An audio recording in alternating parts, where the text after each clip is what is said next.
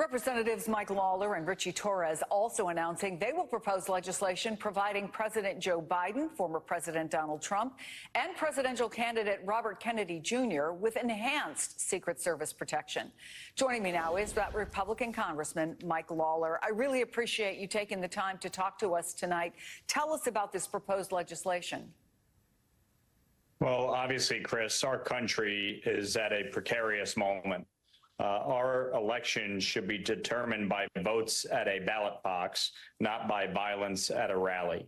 And I think it is incumbent upon the government to ensure the safety and well-being of all of these candidates, starting with former President Trump and President Biden, and inclusive of Robert F. Kennedy Jr., whose family obviously has been victim twice to assassination. What we saw yesterday is unconscionable. And never should have happened. And but for the grace of God, a millimeter over, and we would be having a very different conversation tonight. So it is incumbent to ensure the safety and well-being of each of these candidates.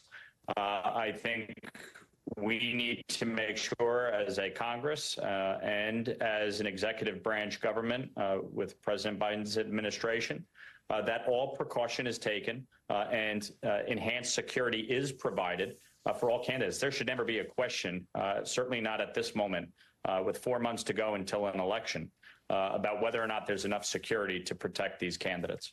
So obviously the RNC is about to start literally just hours from now. The DNC is coming up, and then we are heading into the heat of the campaign season. Once we get into October and November, you've lived this before. We've all lived this before as a country. The number of appearances by these candidates gets exponentially higher generally. So how fast, how urgent is the need as you see it?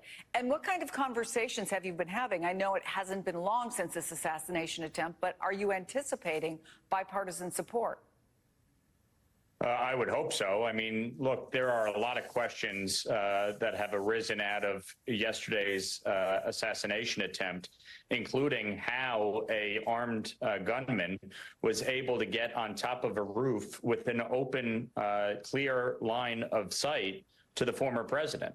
And as I said, but for a millimeter, we'd be having a very different conversation. So universally, I would hope all of my colleagues agree we need to act swiftly.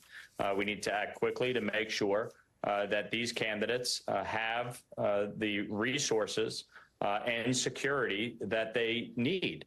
Obviously, there's been numerous reports about Robert F. Kennedy requesting and being denied Secret Service protection. And as I understand it, President Trump does not have kind of the full suite, if you will, of security that obviously the current president has.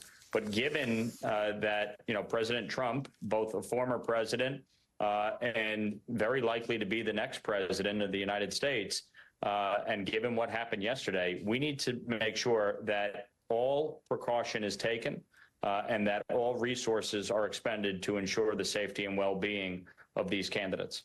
We are hearing publicly many of the same messages. I heard it from you. We heard it from President Biden tonight from the Oval Office with a plea to lower the temperature. We just heard it. It was on the Today Show this morning from your leader, the Speaker of the House, Mike Johnson. Are the conventions, do you think, an opportunity for both parties to show that they can lower the temperature while still having the necessary debate about the important issues facing our country? Do you believe it is realistic, it is possible, Congressman, to lower the temperature? Look, I represent a district that Joe Biden won by 10 points, that has 80,000 more Democrats than Republicans. When I go out in my district, people are tired of the division. They want us to unite. Yes, we have political differences. Yes, we disagree on policy. And we should have those robust debates. But the vitriol and the hatred and the rhetoric, that it targets each side, it needs to stop.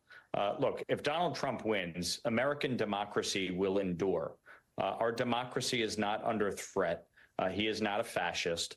We need to get back to debating these issues, the substance of these issues, the policy differences that we have, as Republicans and Democrats, but understanding full well that at the end of the day, we're all Americans. We care about this country. We love each other, and we need to move forward as a nation because the reality here is this. America is the greatest force for good in the world, and we see right now the world is a tinderbox. They need America to lead.